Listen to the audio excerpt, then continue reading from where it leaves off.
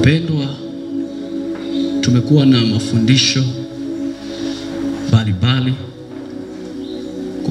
kupitia kwa baba yetu askofu na mkurugenzi wetu mkuu.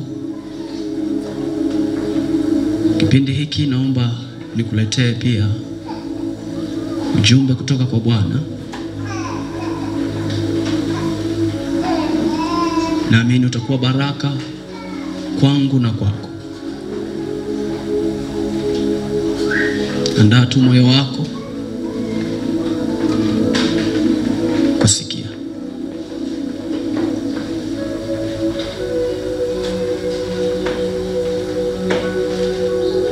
Naomba tufungue Isaya sura ya 53 mstari wa 1 hadi wa 5.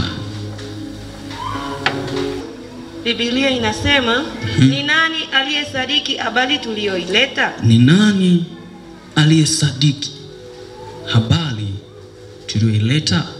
Na mkono wa Bwana amefunuliwa nani? Na mkono wa Bwana amefunuliwa nani? Maana alikuwa mbele zake kama mche mololo. Maana alikuwa mbele zake kama mche mololo. Na kama mzizi katika nchi kavu. Na kama mzizi katika nchi kavu.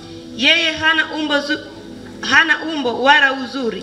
Yeye hana umbo wala uzuri. Na tumuonapo hana uzuri hata tumtamani. Na tumuonapo hana uzuri hata tumtamani. Alichukuliwa kwa maovu yetu. Hebu wote tuseme, alichubuliwa kwa maovu yetu. Hebu rudia tena kwa nguvu zaidi. Alichubuliwa kwa maovu yetu. Hebu rudia tena zaidi.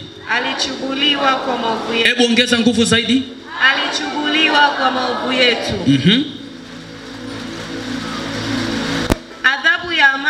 Adhabu ya amani yetu ilikuwa juu yake. Hebu wote tuseme, adhabu ya amani yetu ilikuwa juu yake. Adhabu ya amani yetu ilikuwa juu yake. Ongeza zaidi nguvu, sema adhabu ya amani yetu ilikuwa juu yake. Adhabu ya amani yetu ilikuwa juu yake. Na kwa kupigwa kwake sisi tumepona. Hebu tena tuseme, na kwa kupigwa kwake sisi tumepona. Na kwa kupigwa kwake sisi tumepona. Hebu rudia kwa nguvu sasa. Na kwa kupigwa kwake sisi tumepona. Nazungumzia nguvu ya msalaba.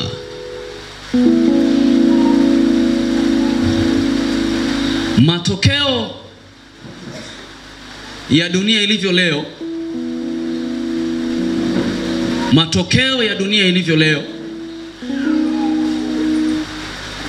ama kupoa kwa kanisa kulivyo leo, na ashukuriwe Mungu, kanisa la Tanzania Saints of God limetangaza miaka 13 ya moto wa uamsho. Ashukuriwe Mungu, CPCT, umoja wa makanisa ya Kipentekoste, na wao wakatangaza uamsho, na Assemblies of God duniani na wao wakatangaza uamsho. Kwa hiyo uamsho umekuwa ni ajenda ya ulimwengu. Lakini matokeo ya kanisa na dunia kuwa hivi ilivyo leo ni matokeo ya kupuuzwa kwa msalaba wa Yesu.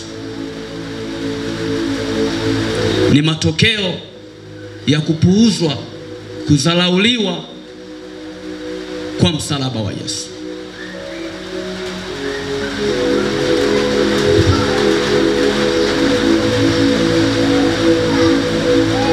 Mimi msalaba ninauheshimu, na Ukristo duniani, nguvu ya Ukristo duniani, ukiondoa msalaba hatuna Ukristo duniani. Uimara wa Upentekoste chimbuko lake ni msalaba. Narudia tena. Uimara wa Mpentekoste, uimara wa kanisa la Yesu Kristo, chanzo chake ni msalaba. Na ndio maana shetani anajitahidi kupotosha kwa nguvu kubwa kwamba Yesu hakufa msalabani. Ila mimi nataka niwaambie Yesu Kristo alikufa msalabani, na alikufa kwa sababu yangu, kwa sababu yako, na kwa yule anayetusikia. Wao wanakubali ama wanakataa. Hiyo ndio imani yetu kama Wakristo. Msalaba ndio asili ya mema. Msalaba ndio asili ya nguvu zetu. Msalaba ndio uliokufanya wewe ukakaa kunicho kiti kwa amani. Msalaba ndio ambao umesababisha nuru tunayoiona katika dunia, ni kwa sababu ya msalaba wa Yesu Kristo. Nazungumzia nguvu ya msalaba.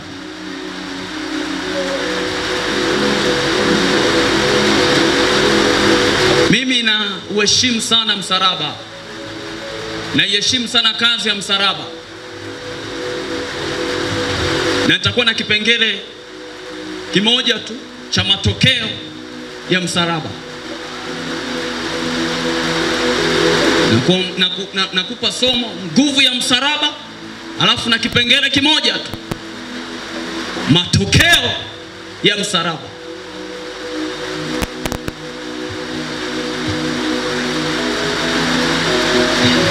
Sijajua kama watu wanajua, naomba nikukumbushe. Usiudharau msalaba. Tuheshimu msalaba. Mwenzio na uheshimu sana msalaba baada ya kujua maana yake, baada ya kujua matokeo yake, baada ya kujua faida zake. Na uheshimu sana msalaba. Ninaheshimu sana kazi ya Yesu ya msalaba. Naiheshimu sana. Kwa nini naiheshimu?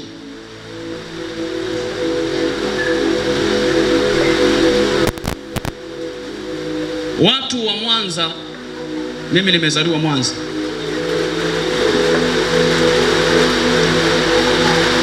walikuwa wananifahamu kwa jina la Luiza. Mimi naitwa Luiza. Jina la nyumbani naitwa Luiza.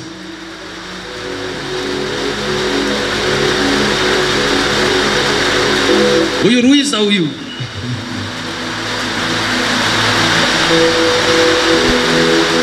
ana uheshimu msalaba. Nakumbuka mwaka kuanzia 2008, 2007,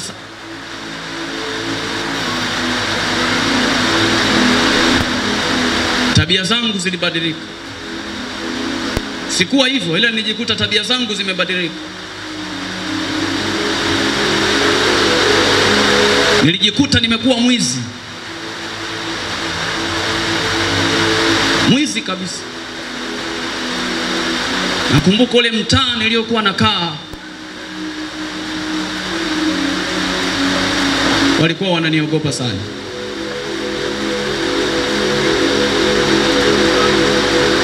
Mungu endelee kumtunza mama yangu, kwa sababu nilikuwa ninamsababisha analia mchana na usiku. Nilifikia hatua mama yangu akaona nini suluhisho, kwa sababu hajaokoka, tabia za wizi, naiba masufuria ya watu. Nimeuza chuma chakavu, nimeponda sana masufuria ya watu mitaani. Nilikuwa nikikuta sufuria liko pale, liwe jipya sio jipya, sio ajenda yangu. Naliponda ponda na jiwe, naliweka kwenye mfuko, naenda kuuza. Kwa hiyo mtaani masufuria yalikuwa hayana amani. Ile Mwanza nimeizunguka na tafuta chuma chakavu.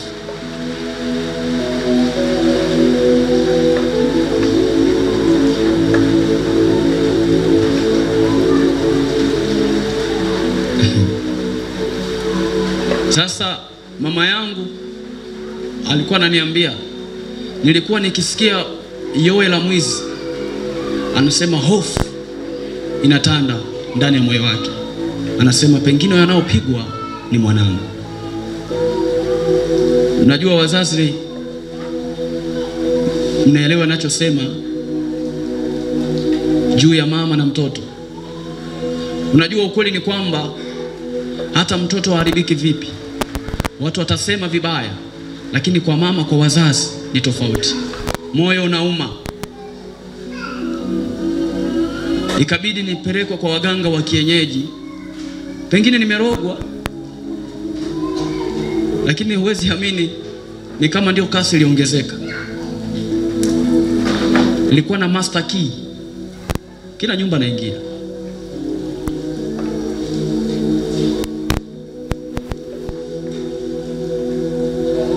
Yaani ulikuwa ukifunga mlango, mimi nina funguo zangu, nafungua. Kwa hiyo pale mtaani walipata tabu sana. Nilipigwa na sungusungu, nilipelekwa polisi, lakini bado hakusaidia. Sisi kama mnanielewa watumishi wa Bwana.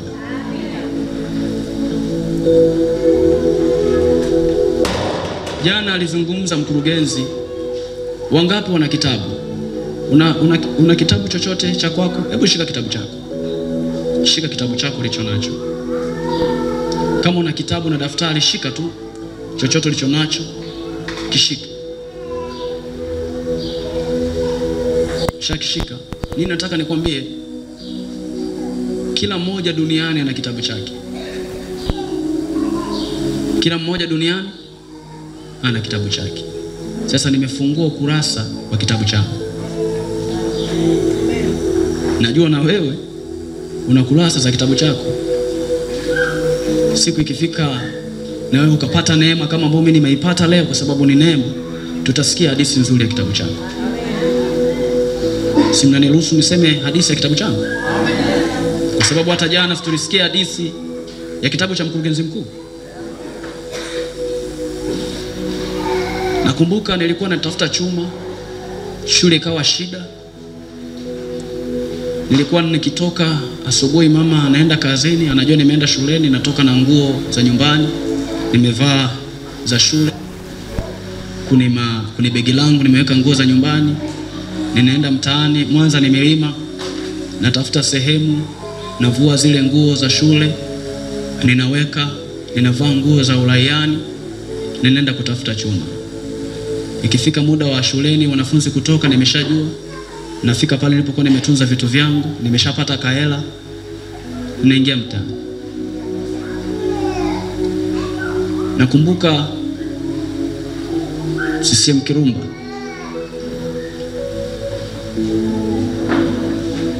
Kwa mara ya kwanza nilipigiwa yowe la mwizi. Kwa mara ya kwanza. Mwizi kabisa. Yaani lile yowe unalolisikia la wezi, nilipigwa kabisa. Wakati tunaenda kuiba, tunajua hayupo mtu, kumbe anatokea. Alikuwa namkumbuka ni mama, akapiga yowe. Siwezi kusema nilikuwa na speed sana, ilikuwa ni neema ya Mungu. Ili nikwambie leo. Mara ya pili nilipigiwa yowe la mwizi.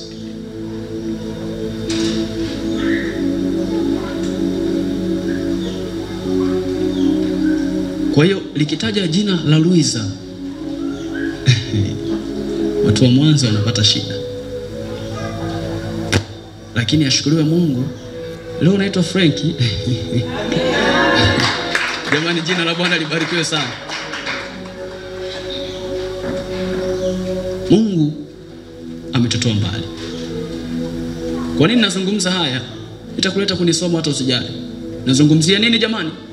Nguvu ya msalaba. Nguvu ya msalaba. Tumepelekwa kwa waganga, lakini kusaidia tabia zikawa zile zile, maisha yakawa yale yale. Watu wanamziaki mama. Niwaambie, naomba niwakumbushe, nimejifunza kitu kimoja sana. Ukimuona mtoto wa jirani yako ana shida, kaa kimya. Usipanue mdomo ukasema yule mama hajui kulea, yule baba hajui kulea. Usije ukasema neno kama hilo. Nyamaza tu, endelea kumwombea. Kama hujui kuomba, tulia tu. Kuna watu wengine wanajitahidi sana kuni malezi, lakini wapo kuni shule Mungu anawapitisha kuni wakati mgumu sana. Sio kwamba hujui kulea, wanajua kabisa, ila watoto ndio wakati huo wamegoma kuwasikiliza wazazi wao. Usiwe mwepesi wa kumnyoshea kidole mtoto wa jirani yako. Wewe, usifanye hivyo. Kuna msemo anasema usitukane mamba kabla hujafanyaje? Na wewe ni kijana, kumbuka na wewe utakuwa na wako. Watataka kuona wako wanakuaje. Kwa hiyo ni muhimu mzazi, ukiona mwenzio anapita kwenye hali ya mateso ya kuharibikiwa watoto, muombee, mtie moyo, usiwe wa kwanza kumsema. Hawafurahii, wanaumia hao wazazi, hujajua tu. Kuna watoto wengine sio kwamba wazazi wao hawana hela za kuwapeleka shuleni, ni watoto wamekataa shule, yaani wamegoma wenyewe. Mimi ilifika hatua niliondoka nyumbani nikaanza kuishi mtaani. Nikawa kama mtoto wa chokolaa. Yaani huwezi amini, nyumbani sio kwamba kulikuwa hakuna chakula, kilikuwepo. Sio kwamba tulikuwa tunaishi kwenye nyumba ya kupanga, hapana. Lakini ilifikia hatua karibia miezi miwili mpaka ikabidi mama aende kituo cha polisi na akaweka dau, atakayenipata atapewa hela. Niko tu mtaani nazunguka, nafurahia maisha ya uchokolaa. Tunatembea na wembe, tunakaba watu, tunaniga watu. Sio kwamba wazazi wanapenda. Tunaelewana watumishi wa Mungu? Kwa hiyo ninapozungumzia nguvu ya msalaba, mwenzio ninaelewa.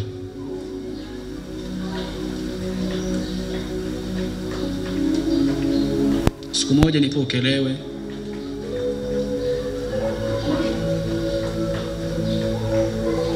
nakumbuka kabla ya ukelewe siku moja tumeenda ziwani kuogelea. Wakati naogelea nimepanda mgomba, nimefika maeneo fulani, nikajua ni karibu, si nikauachia. Nilikunywa kikombe, niliona mbingu iko hapa. Yaani nilikuwa nakata moto kabisa.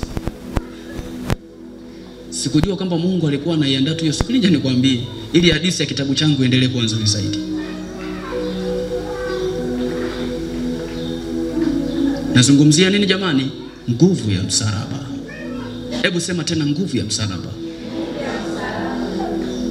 Nipo Ukerewe, rafiki yangu amefiwa na dada yake. Tulikuwa watu watatu nakumbuka. Afu wengine, wakati tuko pale tunajadili juu ya ndugu zetu. Yaani ghafla tu likaja wazo. Unajua kila mmoja ana namna alivyookolewa na Mungu, hatufanani. Likaja tu wazo. Hivi tangu nimeanza kufanya haya mambo, faida yake ni nini? Yaani alikuja hayo maswali ya ajabu. Hivi siku nikifa itakuwaje?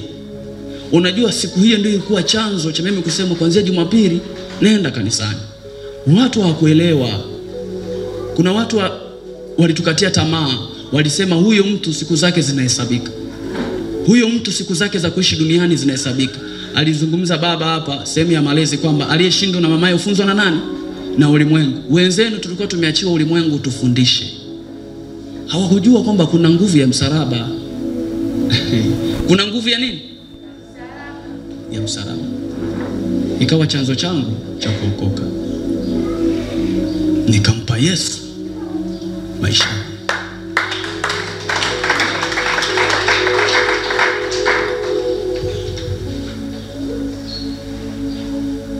Sijajua unaposikia msalaba unaelewa nini?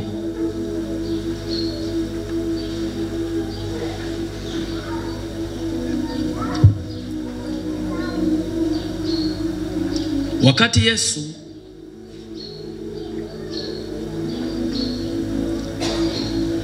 anazaliwa,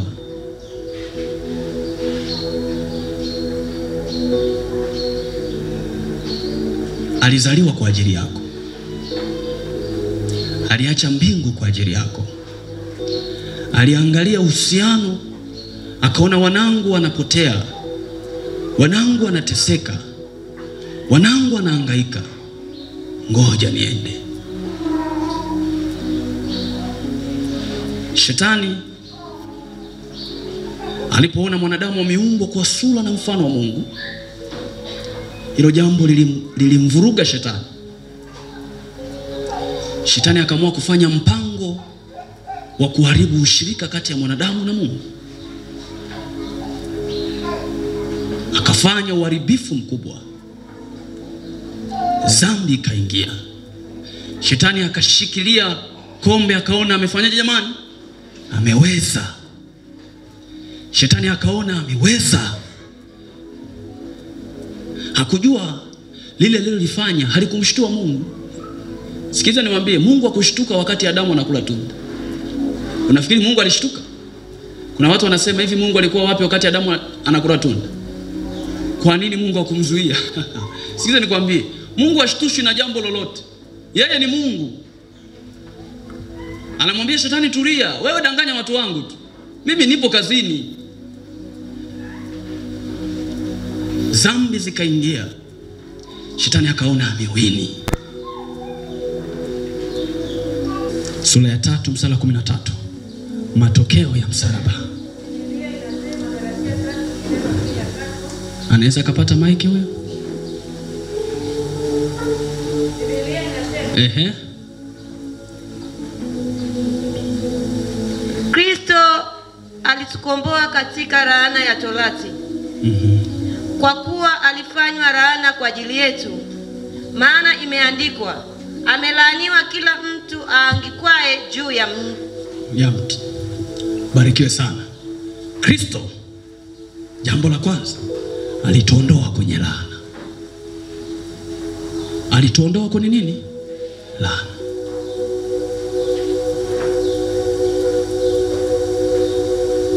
Laana.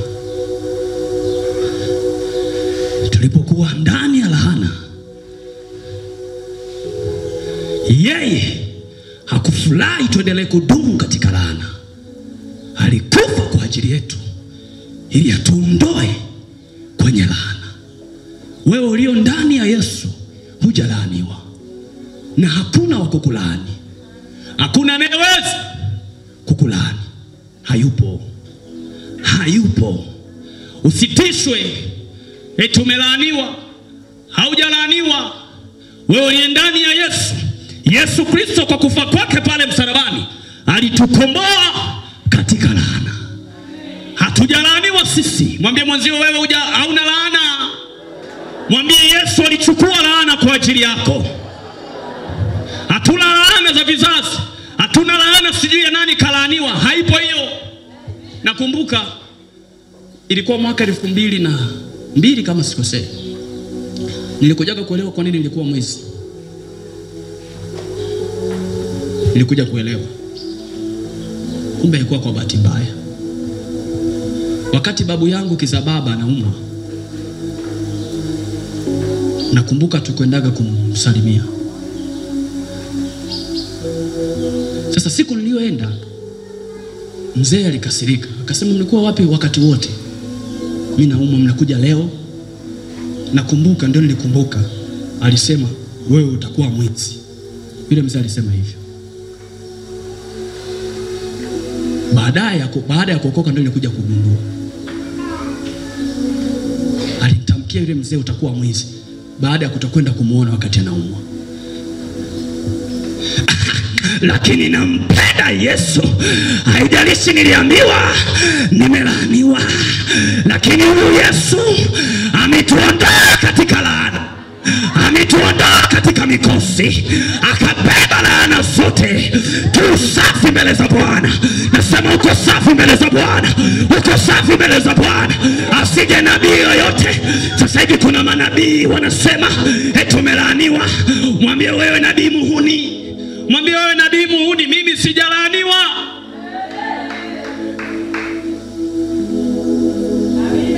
Wangapi wananielewa watumishi wa Mungu? Amechukua laana.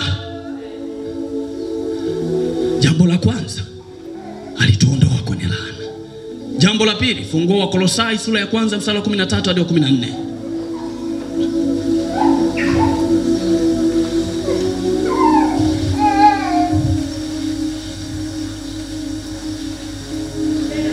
Wakolosai 1:13 mpaka 14.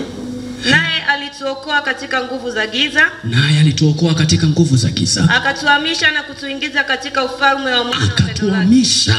Sikiliza nikwambie, Yesu alituokoa katika nguvu za giza.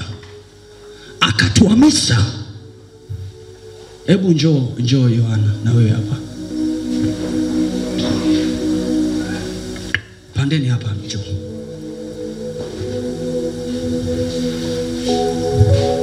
Umesimama hapo Hapa Yesu. Hawa wapo kwenye nguvu za giza. Tunaelewana watumishi wa Mungu Alichokifanya Yesu, alikuja akawaokoa. Sawa? Alipomaliza kuokoa hakuwaacha. Akawatoa, akawahamisha kuni zile nguvu nzito za giza. Tuendelea kusoma hapo chini. Akawapeleka pembeni. Haijalishi ukoo unaotoka una nguvu gani za giza, Yesu alimaliza. Hebu ninaomba mdogo wangu njoo pale, nikupe mfano. Ninaomba tukakae. Yesu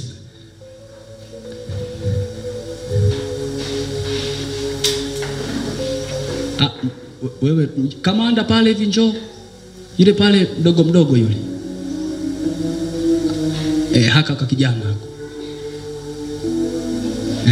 Alituhamisha katika nguvu za giza, alituokoa. Sasa wewe kamanda, hebu rudi. Mdogo wangu hebu panda hapa. Maana unajua nimeshtuka, nimeona wewe ni mkubwa sana. Alafu unajua tupo kwenye maombi. Shika vizuri kamanda wa Bwana. Huyu Yesu.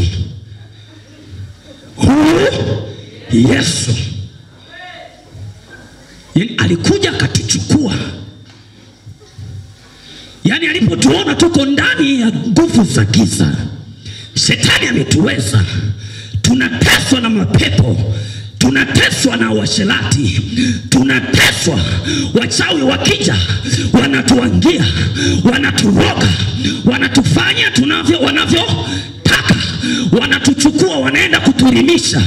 Hao wachawi wanaingia kwenye nyumba ya kwako kama wanavyotaka.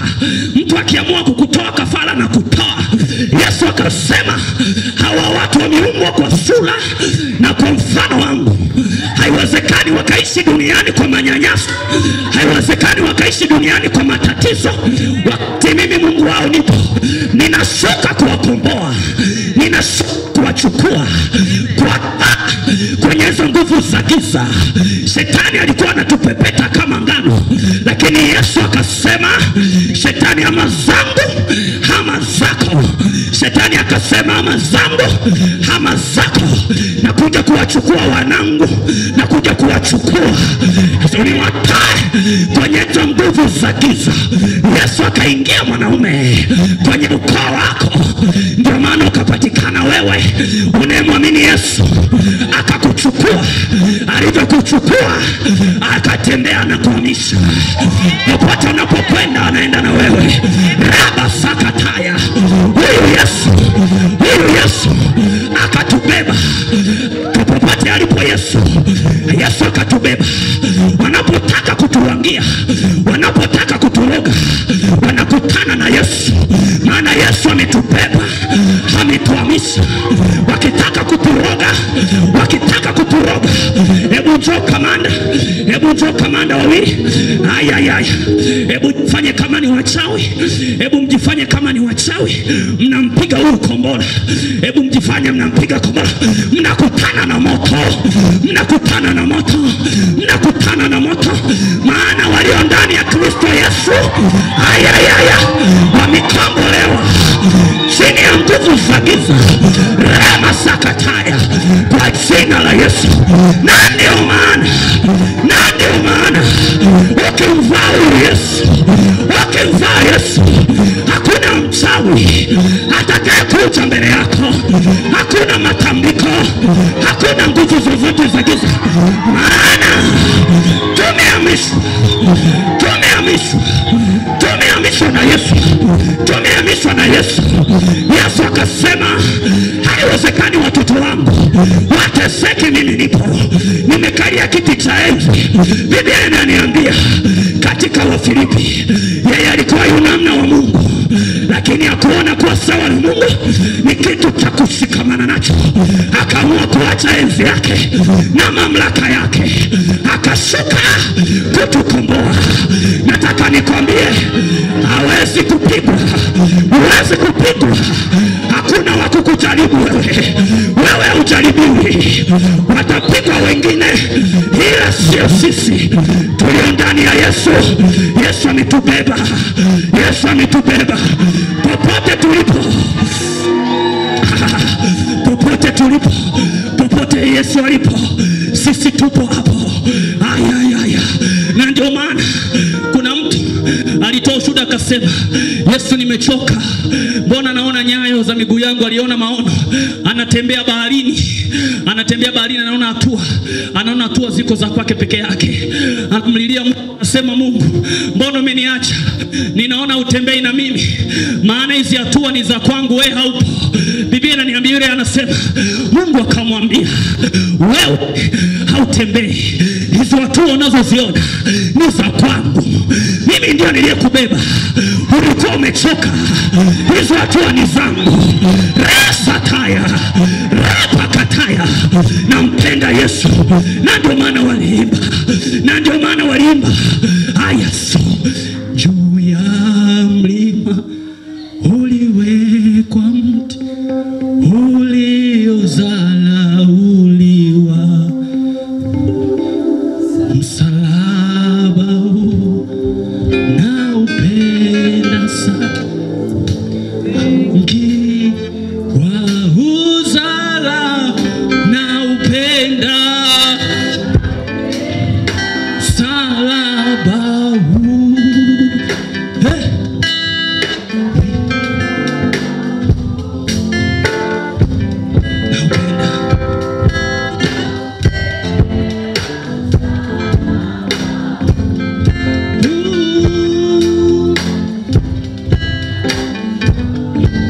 Ndio maana Biblia inaniambia kwa Wayunani, Biblia inaniambia Paulo anawaambia Wayahudi, kwenu msalaba, neno la msalaba ni kikwazo, lakini kwa Yunani ni upuuzi. Lakini kwetu sisi tulio ndani ya Yesu, kwa Wayahudi ni kikwazo, huo msalaba kwa Yunani ni upuuzi, lakini kwetu sisi tulio ndani ya Kristo Yesu ni nguvu iletayo wokovu kwa kila aminie. Sema amina, mtoto wa Bwana. Sema amina kwa jina la Yesu.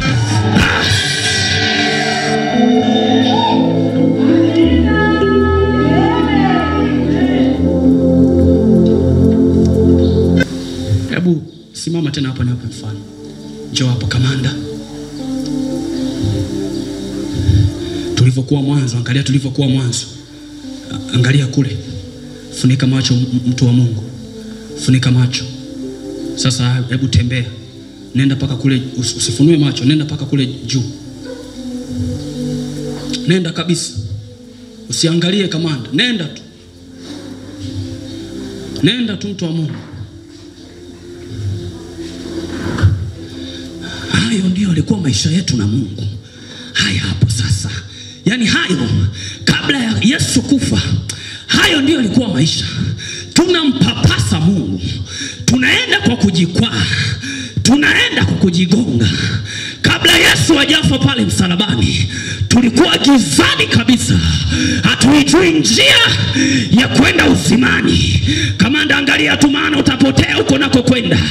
Lakini Yesu Kristo aliposulubiwa, Biblia inaniambia Biblia inaniambia Katika Efeso 3:16-18 Biblia inasema macho ya mioyo yenu yatiwe nuru baada ya kifo cha Yesu na kufufuka kwa Yesu. Nataka niwaambie, Biblia inaniambia wale waliompokea Yesu walipewa uwezo wa kufanyika wana wa Mungu. Ndio wale wanaoliamini jina la Yesu Kristo, ndio wale waliokaa kwenye viti, ndio wale waliokule nyuma, ndio sisi tuliomwamini Yesu Kristo. Haikupasa. Yani nataka nikwambie kuna jambo kubwa ambalo Yesu alilifanya hapa. Yani sio tu kuturejeshea alichokifanya ambapo kwenye agano la kale halikuwepo. Hivi unajiuliza kwa nini sisi tunaweza kutoa pepo? Nikuulize swali. Tulikuwa hatuna uwezo wa kumkemea kwa sababu shetani ni mkubwa. Sasa alichokifanya Yesu sio tu mamlaka. Mama, hebu njoo mtoto, njoo hapa. Afu na wewe dada, njoo hapa. Jamani, mpigeni basi mtoto makofi huyu jamani. Wewe ni mfanyakazi wangu, sawa? Alafu huyu ni mtoto wangu. Tuko pamoja? Nikupe mfano alichokifanya Yesu. Huyu ni mtoto, alafu huyu ni, unaona umri wa huyu na huyu unaendana? Si unaona tofauti? Yule si mkubwa, ila huyu ni. Sasa huyu mtoto huyu unakaona ni kadogo, si ndio? Unajua kanaweza nikakafanya tu hivi, yani nikakabeba tu. Sio unaona yake kepesi hivi, unaelewa Lakini unakaona haka kanaweza kakampigisha magoti yule dada paka kaomba po. Yani kanaweza kakampigisha magoti yule mfanyakazi wangu mpaka akaomba aache nini? Kazi. Ila ukumbuke huyu ni mtoto.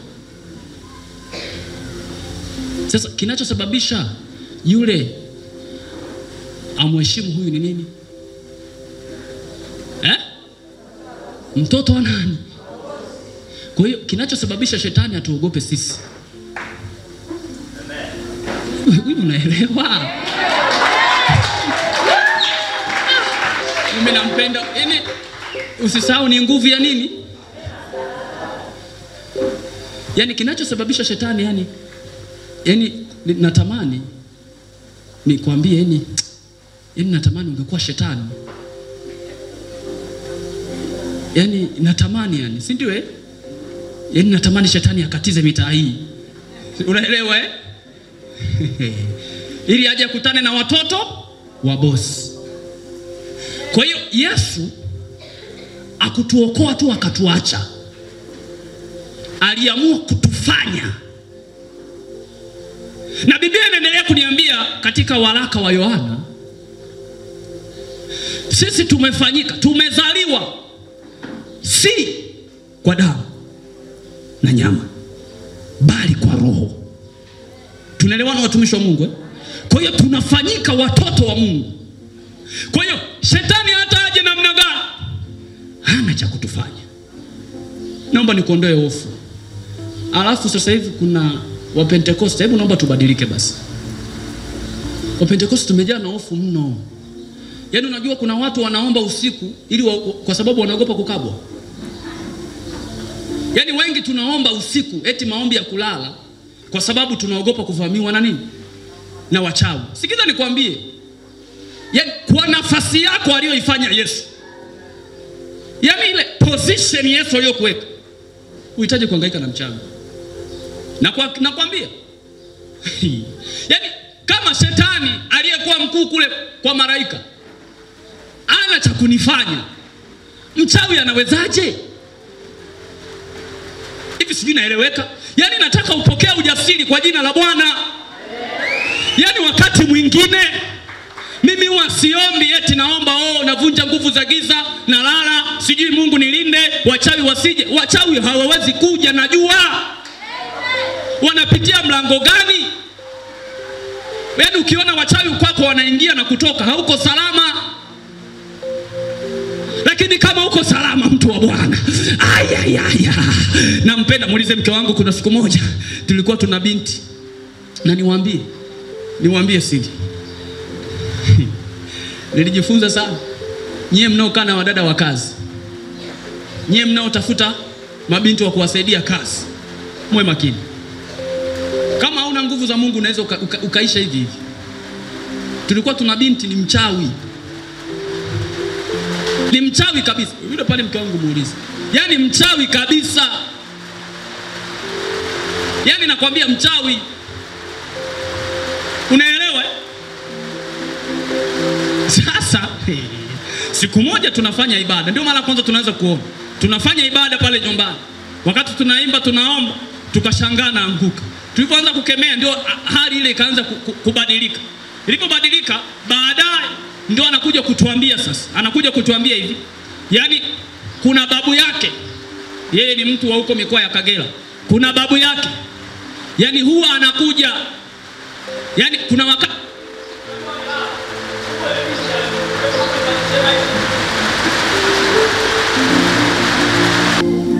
imalizia pointi ya mwisho, twende tukamshukuru.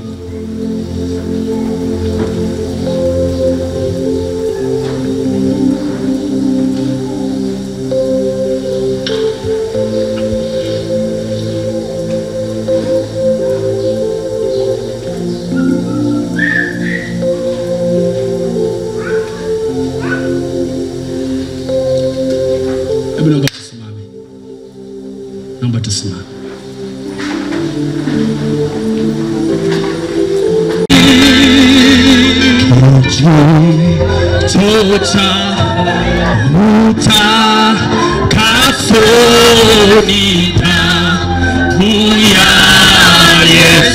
Yesu mniambia niimbe wimbo, maana kuna watu wanahitaji kutakasa.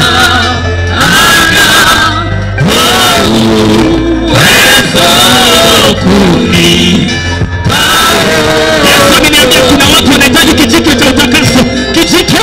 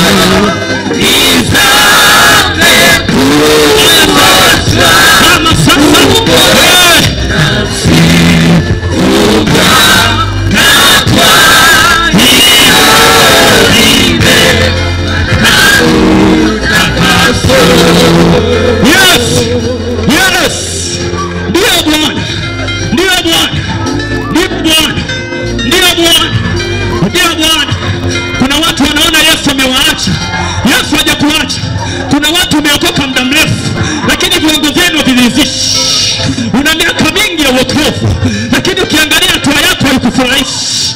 Ni wakati wa kuingia, ni wakati wa kumwambia Bwana usinipite sahihi. Mwambie Bwana usinipite, Bwana usinipite. Una miaka mingi umeokoka, lakini bado viwango vyako ni dhaifu, bado uko chini. Ni wakati wa kumwambia Bwana usinipite. Hebu ingia sasa, hebu ingia sasa. Rabo sata, kwa jina la Yesu, kwa jina la Yesu. Mwambie Bwana usinipite, mwambie Bwana usinipite. Naona Bwana anagusa watu hapa, Bwana anahudumia mwenyewe.